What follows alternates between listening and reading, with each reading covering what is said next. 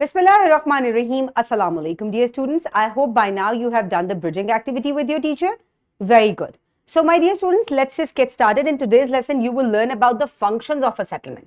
आपने इसकी types पढ़ ली, आपको ये पता चल गया कि हर function settlement जो है वो एक दूसरे से different होती है according to the pattern and the size. लेकिन इसके function क्या होते हैं, यानी कि लोग इससे क्या-क्या फायदे जो है वो उठा सकते हैं.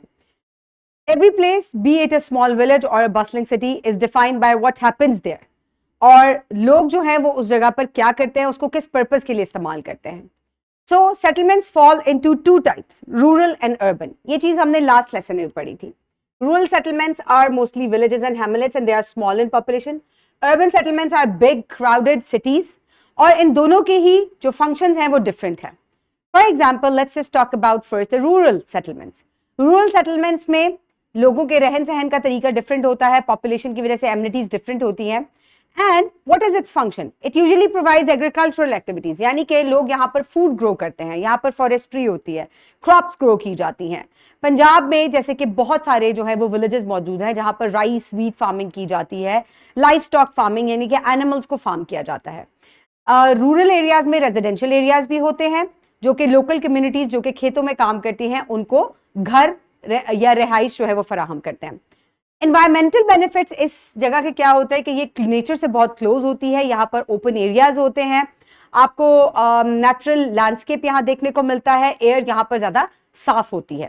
Then comes the urban areas. Urban areas जो हैं इनके मुख्तलिफ फंक्शंस होते हैं.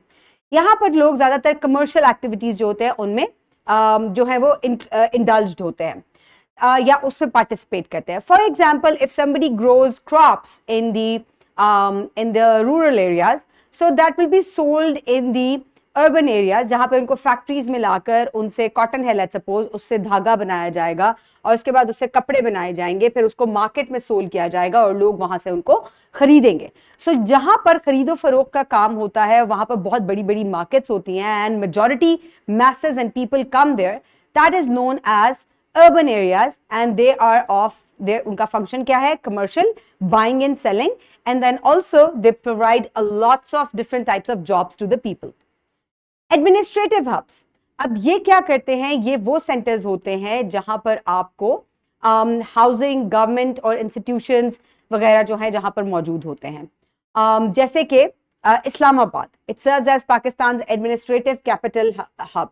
और इसका काम क्या होता है? ये हमेशा सेंटर में होता है और यहाँ पर मेनली मुल्क के एडमिनिस्ट्रेटिव या उसको किस तरीके से चलाया जाएगा उसके जो है वो फैसले किए जाते हैं.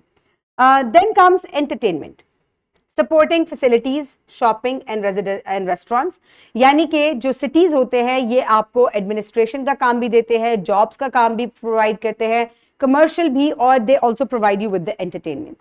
यहाँ पर बहुत बड़े बड़े ट्रांसपोर्ट एरियाज भी होते हैं जैसे कि roads and airports and rail lines.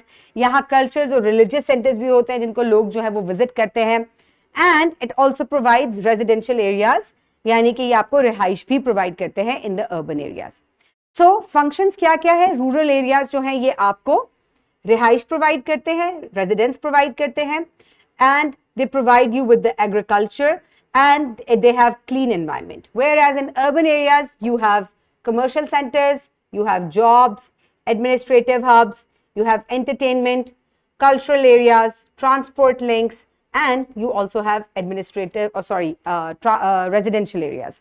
So my dear students, these are different functions of two different types of settlements, urban and residential, urban and rural areas. I'll see you in the next lesson. Have a great day. Thank you so much and Allah.